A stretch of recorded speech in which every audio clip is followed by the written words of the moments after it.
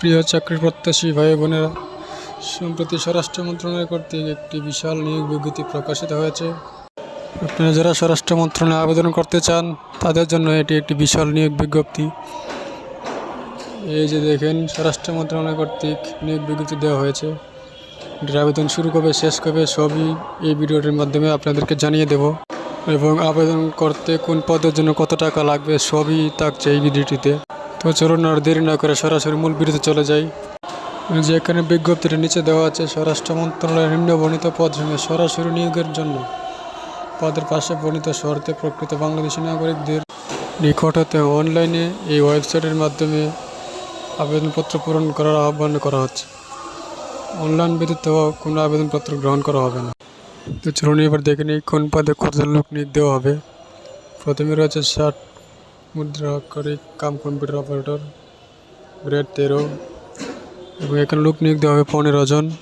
এবং শিক্ষাগত যোগ্যতা এখানে দেওয়া আছে, কোনো স্বীকৃত বিশ্ববিদ্যালয় হতে স্নাতক বা সমমানের পরীক্ষায় উত্তীর্ণ, কম্পিউটার প্রশিক্ষণ এবং কম্পিউটার সর্বনিম্ন গতি 60 লিপিতে সর্বনিম্ন গতি প্রতি মিনিটে ইংরেজিতে 70 এবং বাংলায় 45 শব্দ এর অভিজ্ঞতা থাকে।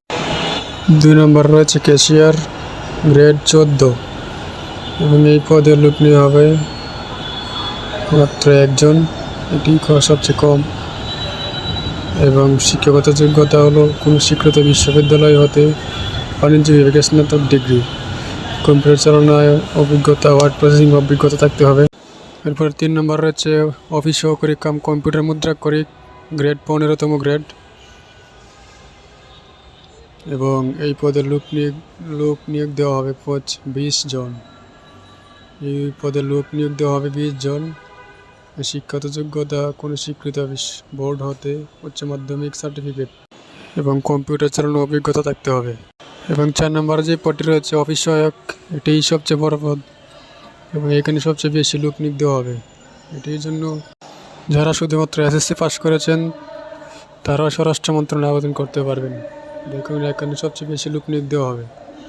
এর পরবর্তীতে কিছু নির্দেশনা রয়েছে, এবং সকল পদের প্রার্থীর ক্ষেত্রে আপনার বয়স হতে হবে 18 থেকে 32, এবং কোনো অ্যাফিডেভিট গ্রহণযোগ্য নয়। এবং বিভাগীয় প্রার্থীর ক্ষেত্রে বয়স 40 বছর পর্যন্ত আবেদন করা যাবে। এই নোটিশটি আপনারা দেখে নেবেন, আমি আর বিস্তারিত বললাম না। এরপর সরাসরি দেখব আপনার আবেদন প্রক্রিয়া এবং কোন পদে কত টাকা লাগে। চলুন সেটিও দেখিয়ে দিই। যে এখানে রয়েছে অনলাইনে আবেদনপত্র পূরণ সংক্রান্ত নিয়মাবলী রয়েছে। পরীক্ষায় অংশগ্রহণ করতে ইচ্ছুক ব্যক্তি ওয়েবসাইটের মাধ্যমে অনলাইনে আবেদনপত্র পূরণ করবে। আবেদন শুরু হচ্ছে আপনার অনলাইনে আবেদনপত্র পূরণ, আবেদন ফি জমাদান শুরুর তারিখ এই যে এখানে 3/11/2025 সকাল 9 থেকে 3 নভেম্বর 3 তারিখ থেকে শুরু, এবং 23 নভেম্বর 2025 বিকাল 5টা পর্যন্ত আবেদন করা যাবে। এবার দেখে দিই কোন পদের জন্য কত টাকা প্রয়োজন। এখানে 1, 2, 3 ক্রমিক নম্বরের জন্য আপনার 110 টাকা এবং টেলিটক প্রিপেড 400 112 টাকা কাটবে।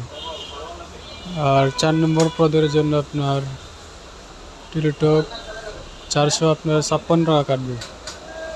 এই হলো আজকের ভিডিও। যদি ভিডিওটি ভালো লাগে তাহলে অবশ্যই সাবস্ক্রাইব করে পাশে থাকবেন।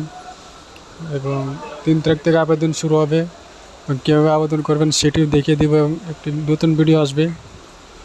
আবেদন ভিডিওটি অবশ্যই দেখবেন, কীভাবে আবেদন করবেন সবই দেখিয়ে দেবো 3 তারিখের ভিডিওতে। ধন্যবাদ সকল।